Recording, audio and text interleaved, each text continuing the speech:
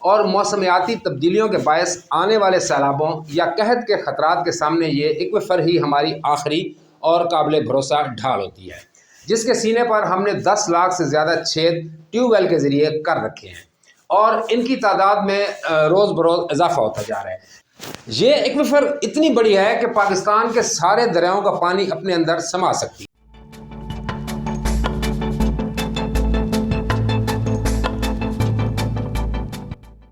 بسم اللہ الرحمن الرحیم۔ معزز ناظرین، ان کیمرہ سیشن میں خوش آمدید۔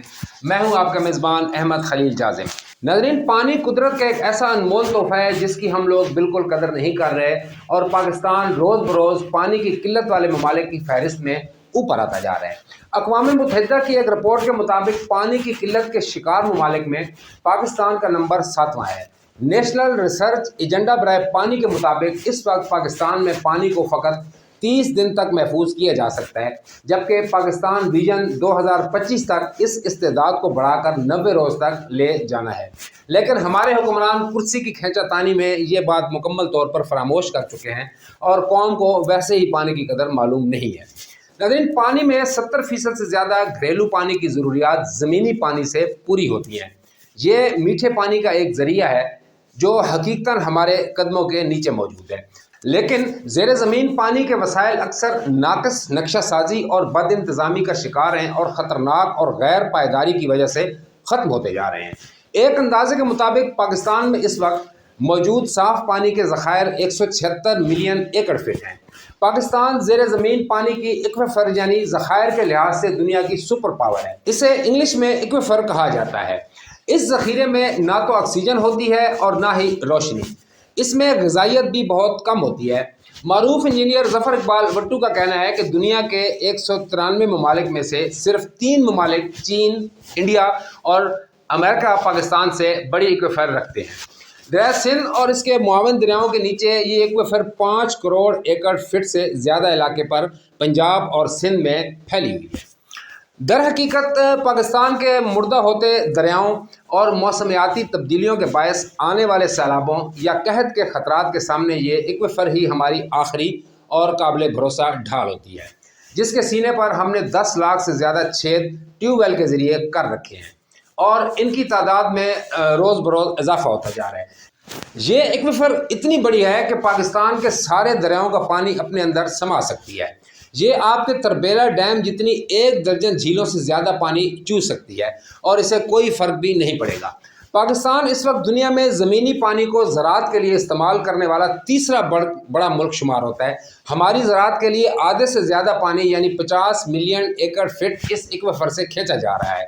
دریا سندھ کے نہری نظام سے کبھی سال میں 1 فصل لی جاتی تھی اور ناظرین آج ہم 3 فصلیں لے رہے ہیں۔ آبادی کے دباؤ کی وجہ سے زرعی اور صنعتی مقاصد کے لیے بے تحاشا پانی ٹیوب ویلوں سے کھینچنے کی وجہ سے یہ ایکویفر نیچے جانا شروع ہو چکی ہے۔ ایشیائی ترقیاتی بینک کے مطابق پاکستان تقریباً 500 کیوبک میٹر پانی فی شخص کے حساب سے زمین سے کھینچ رہا ہے، جو کہ پورے ایشیا میں بہت زیادہ ہے۔ اس ایکویفر کے اوپر سندھ اور پنجاب کے علاقے میں صرف مونسون کے 3 مہینوں میں 300 ملین ایکڑ فٹ تک پانی برس جاتا ہے۔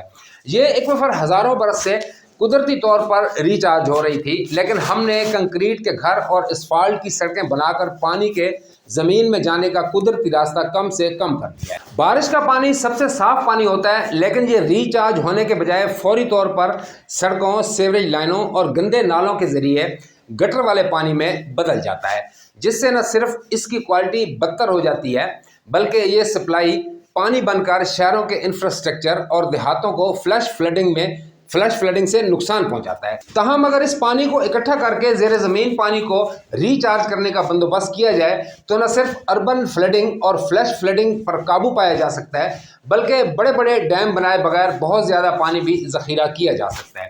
لہٰذا فوری طور پر آبادی والے علاقوں میں ریچارج کنویں، ڈونگی گراؤنڈز، ریچارج خندقیں، تالاب، جوہر بنانے پر زور دیا جائے، جبکہ نالوں اور دریاؤں میں ربر ڈیم اور زیر زمین ڈیم بنا کر مونسون کے دوران بارش اور سیلاب کے پانی کو زیر زمین ریچارج کیا جائے۔ اس مقصد کے لیے راوی اور ستلج دریا کے سارا سال خشک رہنے والے حصے، پرانے دریائے بیاس کے سارے راستے اور نہروں اور دوابوں کے زیری علاقے انتہائی موزوں جگہ ہیں۔ ناظرین، اب سوال یہ ہے کہ اس طرح پانی کا ذخیرہ کرنے کے فوائد کیا ہوں گے، تو یہ بھی آپ سنتے جائیے۔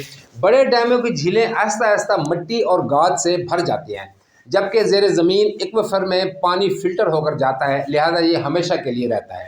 ایکویفر سے پانی بخارات بن کر نہیں اڑ سکتا، کسی بھی قسم کی آبادی یا تنصیبات کو دوسری جگہ پر منتقل نہیں کرنا پڑتا، جیسا کہ آپ دیکھتے ہیں کہ پانی کے دوسرے منصوبوں میں کرنا پڑتا ہے۔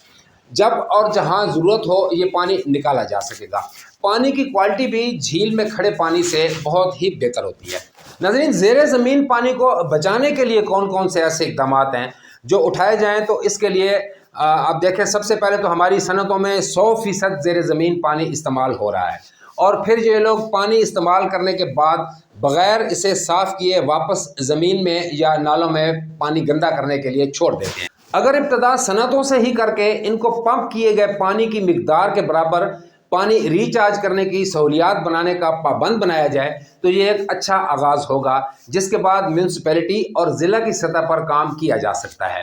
موجودہ پانی کے تناؤ کی صورتحال بھارت کی طرف سے دریاؤں کے خشک کرنے، سیلابوں اور قحط کے سامنے نظر آنے والے خطروں کے خلاف زمینی پانی ہی ہمارے بچاؤ کی آخری صورت ہے۔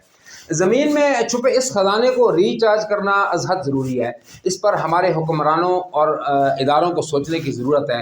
اگر بر وقت یہ اقدامات نہ اٹھائے گئے تو وہ دن دور نہیں ہے جب مملکت خداداد میں خدا نہ کرے زیر زمین پانی بھی ختم ہو جائے گا اور ہم پانی کے ایک ایک قطرے کو ترستے رہ جائیں گے۔